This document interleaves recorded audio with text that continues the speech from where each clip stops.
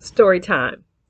Okay, so a long time ago, and I mean more than 10 years ago, I was living in California and me and my oldest son had went out for a mom-son lunch.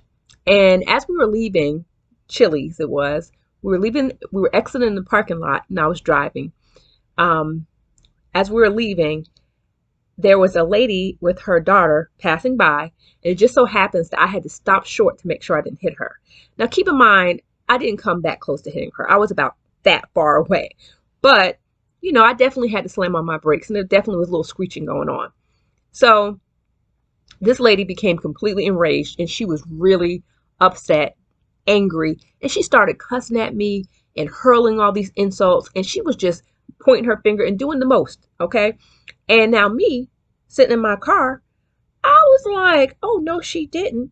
And as she continued to call me out of my name and be very disrespectful, I began to get very angry, very upset, very frustrated. And I tell you, the Jersey girl in me wanted to take off my earrings and be like, you wanna step to me? But there's a reason I didn't do that. And the reason I didn't do that is because of emotional intelligence. Now, I tell this story in my general psych class and in my social psych class to prove a point. Often you're going to be put in situations where you are forced to connect with other people, and sometimes those connections are not very pleasant. Sometimes they are teachable moments, and this is an example of a teachable moment.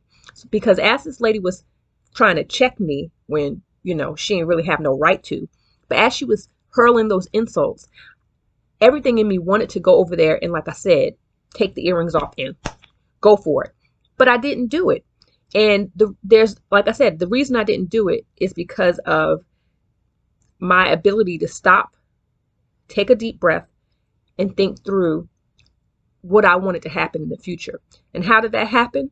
Well, my son noticed my nostrils flaring. He noticed my body language changing, and he touched my arm. And when he touched my arm, it caused me to pause for a minute. And then he said, and notice he paused and waited till he got my attention. It's not worth it. That's what he said. It's not worth it. And so as I heard those words, it, clicked in my mind, and I thought about it, and I didn't do anything. I didn't react in the way that I wanted to react.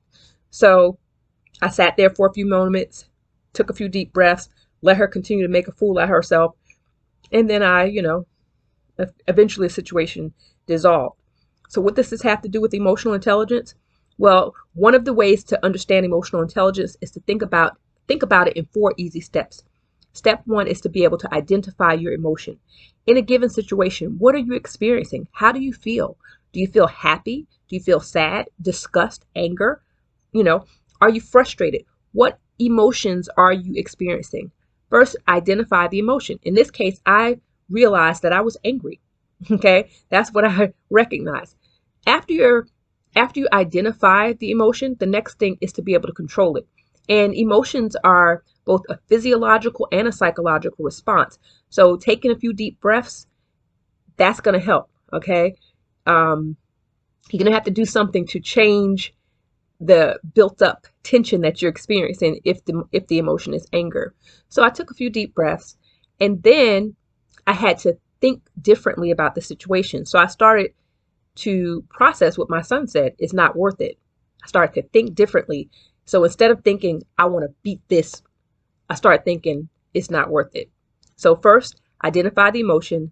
Second, change your thinking about the situation. If the thinking is not advantageous, if it doesn't fit with with what your ultimate goal is. The third step was to be empathic, to identify what emotion the other person is experiencing. And as a parent, I could on some level see that she's with her daughter, I'm with my son, and I could put myself in her shoes. And although I didn't hit her, I definitely had to slam on my brakes. So I probably startled her or frightened her. And this reaction that she had was because she was frustrated and angry, as I was with her calling me out by my name. But anyway, I recognized her, the emotions she was experiencing, and I was able to empathize with her. And then the last step is influence. And then to influence the situation, all I did was I didn't add fuel to the fire. I stayed still. I stayed in my car with my windows up and the door locked. And then time passed, and the situation was resolved.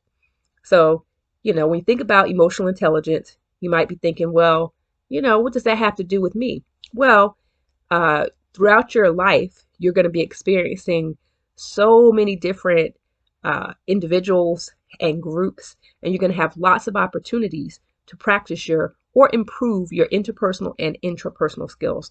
In interpersonal skills, we're talking about connecting with other people. In interpersonal, we're talking about knowing yourself. All right.